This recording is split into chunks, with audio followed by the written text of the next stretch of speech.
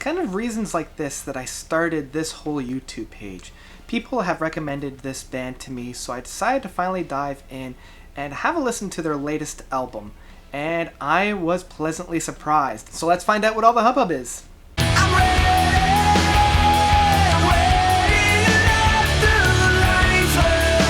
Beneath the Dark Wide Sky by Dream the Electric Sleep.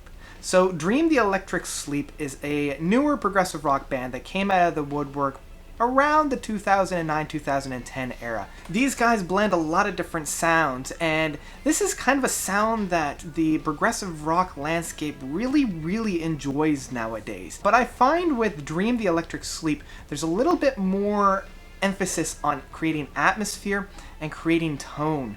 And the album opens up very well with Drift. It really sets the stage for the music that's going to be presented on here. It's got that same kind of a pleasant atmosphere, but in and around the halfway mark, we hear this really deep guitar work that kind of has that balance there. So it's got these almost oversaturated lightness with this very contrast dark that's going on. The essence of the song is just fantastic, and you drift right into the music.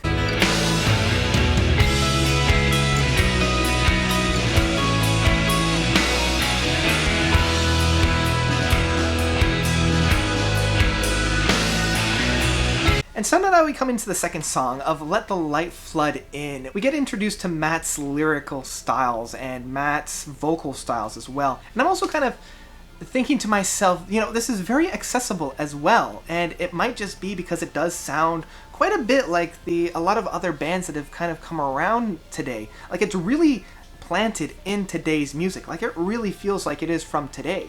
So in that sense, some people are going to love this because it's very accessible, but some people are kind of going to shy away from it as well because it's not really pushing the music too forward within the first couple of songs. I do need to preface that. And the third song of Flight, I like how you've got the acoustic sounds coming in within this song as well.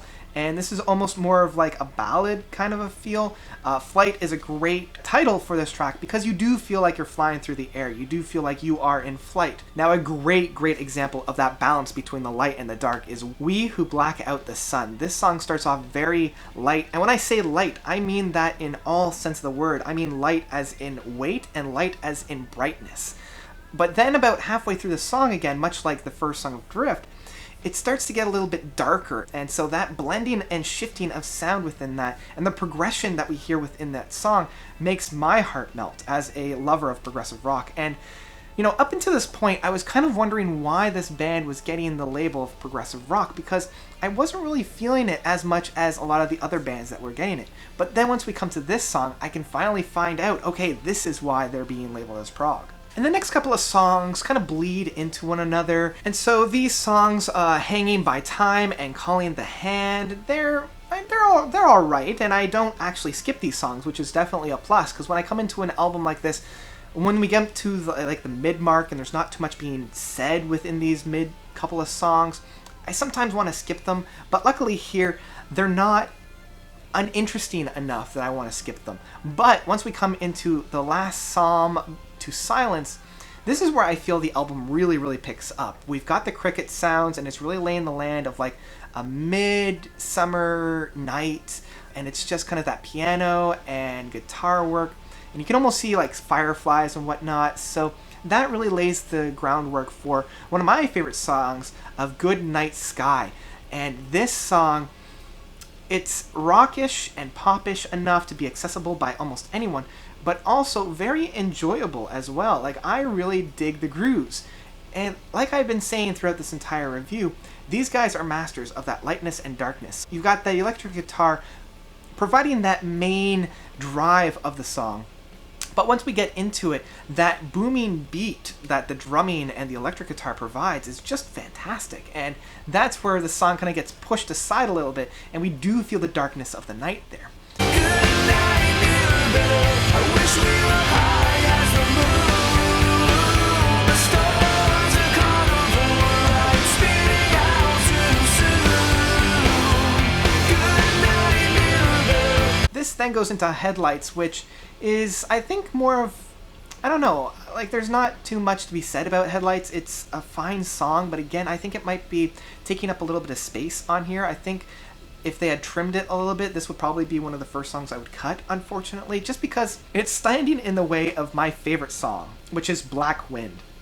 And I love this song. This song, Black Wind, hands down, is my favorite track on this entire album. Whereas all the other songs have been light with a little bit of dark within there. This song is just dark, and I can't help but sink my teeth into it. Once we come into that like final guitar work and those notes that we have there, I just melt. And this is one of those few songs where I will just close my eyes and get ushered away within the music because it is just so beautiful. Acrid black wind blow.